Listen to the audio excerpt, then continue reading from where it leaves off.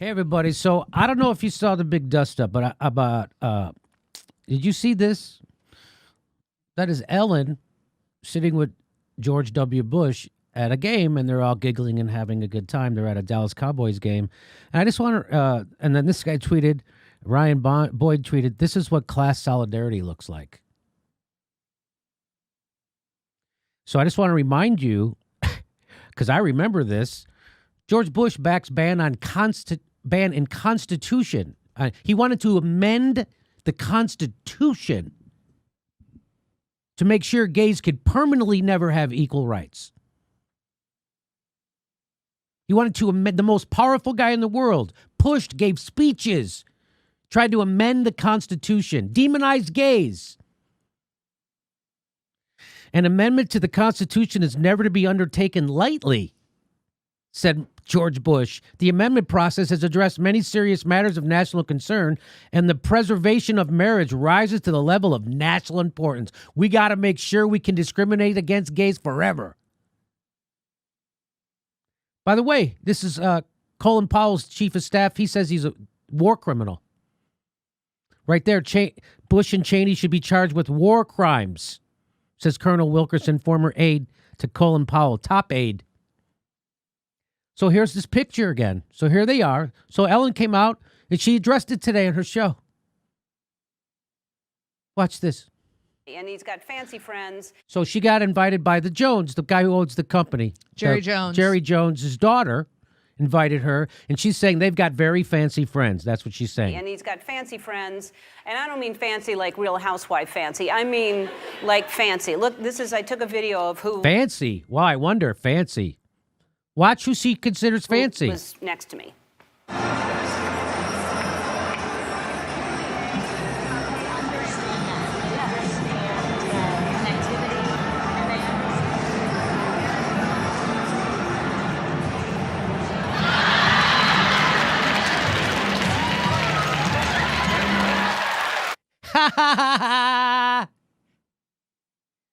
I'm sitting here with one of the worst human beings to ever walk the earth, a mass murdering war criminal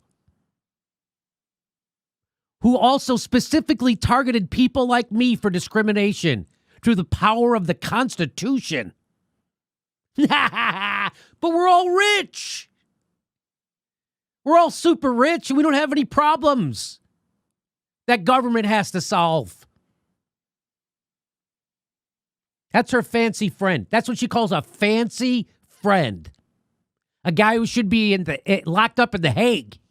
That's a fancy friend to someone who's worth $50 million. I'm sure she's worth more than that. Now watch her excuse. Here's the excuse for this. Listen to this. A shot of George and me laughing together. And so people were upset. They thought, why is a gay Hollywood liberal sitting next to a conservative Republican president? That's not what people were thinking. You weren't sitting next to a conservative Republican president. You were sitting next to a mass murdering war criminal who specifically targeted people like you for discrimination. You know, I do want to just say, Jimmy, that I find it kind of interesting that she has to identify herself as a liberal. Yes. Because I'd like to challenge that. I would like to challenge that, too. I'm holding the brand new iPhone 11. But a lot of people were mad, and they did what people do when they're mad. They tweet. But here's one tweet that I loved. This person says, Ellen and George Bush together makes me have faith in America again. Why? Why? Because we can turn a blind eye to war crimes and murder? Because Trump tweets mean things? That's what she's saying. Because she doesn't have a moral center? Because Ellen DeGeneres has no moral center? That's what she's saying. That's why. Exactly.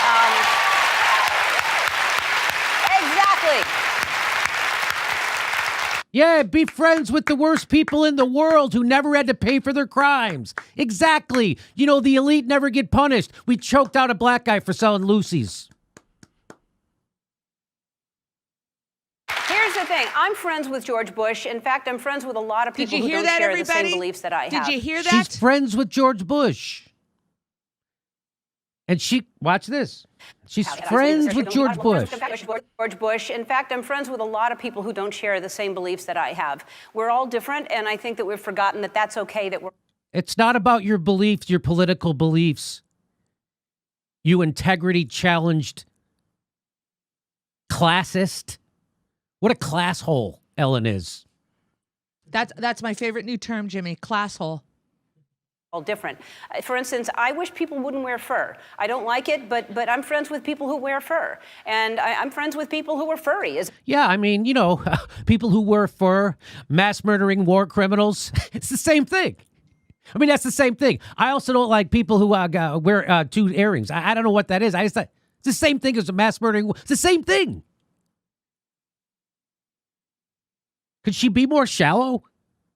Matter of fact, I have friends who should tweeze more. And I have, but just because I don't agree with someone on everything doesn't mean that I'm not going to be friends with them. When I say agree with someone on everything. She doesn't agree with him, but I guess you didn't agree with the war crimes? Do you agree with torture? Do you agree with lying our country into an illegal war that killed 1 million people? Women, men, children, grandmothers, gay people, transgendered people. 1 million of them killed, dead.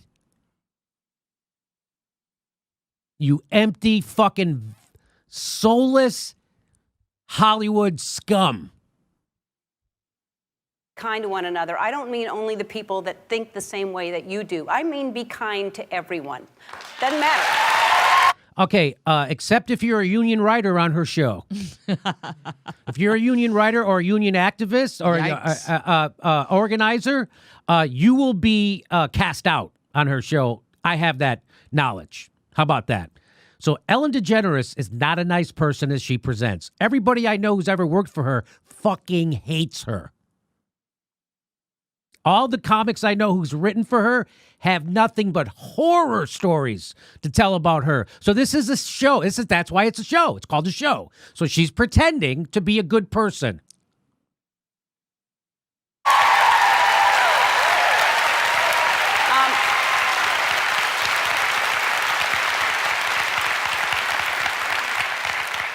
Even people who are already playing Christmas music. I mean, seriously, there's no excuse for that, but I'm kind to them. Anyway, I want to thank Jerry Jones, Charlotte Jones for hosting us, and thanks President Bush and Laura for a Sunday afternoon that was so fun. By the way, you owe me $6. Okay, I'll let other people say it for me now. Glenn Greenwald says, I'm friends with George W. Bush, explaining why she was sitting next to the torturer and war criminal laughing it up at a football game, reflecting the prevailing liberal ethos. It's one party, one class. It's all about class. Liberals always side with the fascists during a revolution. Don't forget that. Here's Susan Sarandon. But missing the point entirely, DeGeneres framed the issue as simply a matter of her hanging out with someone with different opinions, not a man repeatedly accused of being a war criminal. So people see right through you, Ellen. What do you think you were going to bullshit everybody with this bullshit speech about being kind? It worked on your stupid audience, which just shows that you have a good warm-up. Walter Bragman lays it out pretty well. He says, here's the thing, Ellen. George W. Bush is a war criminal who's responsible for death on a cataclysmic scale. It's not a matter of being friends with people with different beliefs. We all have those friends. It's about having a little perspective on the damage he's done. This man's administration oversaw the systematic torture and abuse of indefinitely detained brown individuals. He destabilized an entire region of the world, and men, women, and children are still dying for his arrogance. He eroded civil liberties in a way that we may never reverse. And of course, he presided over a massive upward transfer of wealth. These are just some of the wrongs Bush did to this country. For you to sit in a VIP section and have so fun afternoon with him was completely tone deaf. To call him a friend on national television was worse. This incident serves as proof that elites stick together, no matter the criminality or monstrosity of each individual. So for that, The Ellen Show, I suppose we should thank you. You're showing us what we can expect to happen a few years after Donald Trump leaves office. I'm seeing a lot of indignant responses here from presumably liberal folks. I just like to remind everyone that we are still fighting Bush's wars, and that people are still dying. One last point. Yes, this would also apply to Barack Obama. Obama expanded our overseas military engagements and our domestic surveillance. He carried out war crimes. He oversaw a massive upward transfer of wealth. He droned American citizens without due process. Let's be real. And that's why we have Trump. Change on the outside, continuity on the inside. Rania Kalik says, I bet there's a major crossover between people who think sitting next to George W. Bush is adorable and people who think Tulsi is a monster for meeting with Assad. So the same people. Kamala Harris is a cop says, who knew you never under any circumstance normalize war criminals would be such a difficult concept to grasp.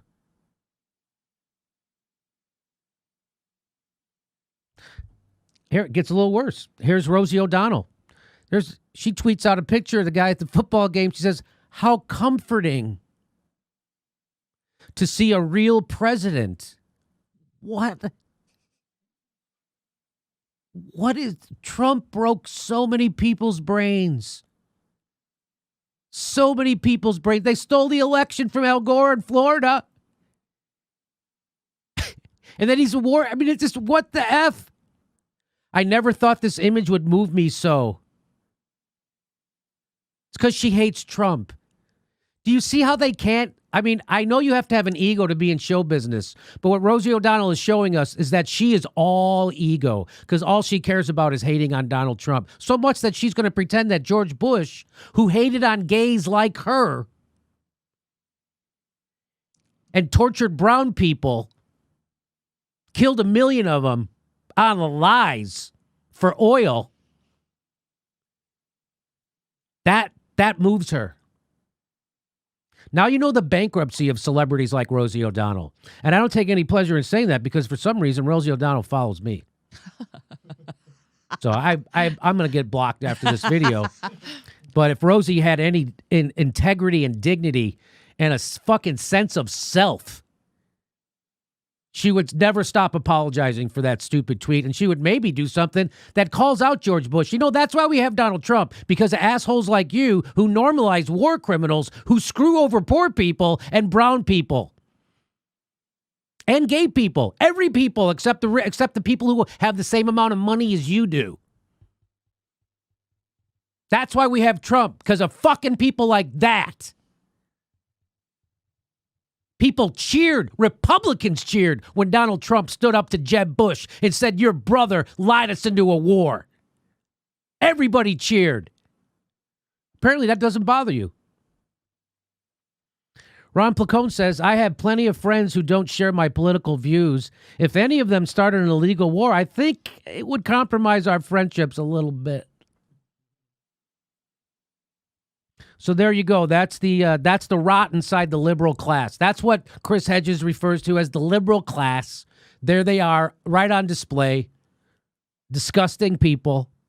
Can I just read this, Jimmy? You know, when I see something like this, you know how they're trying to normalize, and we've heard this. 2 years ago, I heard somebody go, "Boy, I really miss Bush." I'm like, "What? You're misguided." People hated George Bush so much. They elected a black guy with a Muslim name after him in an era of terrorism. That's how much they hated George Bush.